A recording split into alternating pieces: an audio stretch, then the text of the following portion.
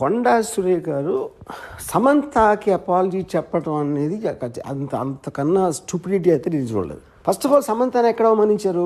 కొండా సురేఖ అవమానించలా, పొగిడారు. యాక్చువల్గా ఎందుకు పొగిడారంటే అక్కడ ఏమంటున్నారు ఆవిడ, నాగార్జున నాగ చైతన్య ఇద్దరు కలిసి ఒక మామగా, ఒక భర్తగా, ఒక కోడలిని, ఒక భార్యని తనకున్న ఒక ఆస్తి కాపాడుకోవడానికి వెళ్ళమని ఫోర్స్ చేస్తే తను కాదని చెప్పి విడాకులు ఇచ్చి వెళ్ళిపోయింది అన్న. అక్కడ సమంతకు అవమానం ఏంటి? సమంతని పొగిడినట్టు. యాక్చువల్గా అవమానించింది ఎవరిని?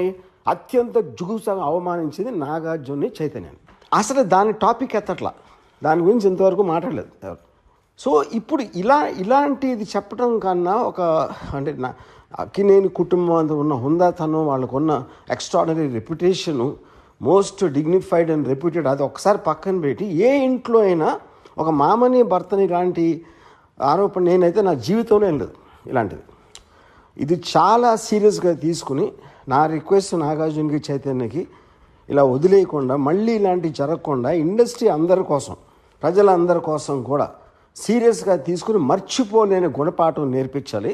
దీనికి తప్పిస్తే మన దగ్గర వేరే మార్గం లేదు. ఇలాంటిది మళ్ళీ జరగకుండా చూడాలి.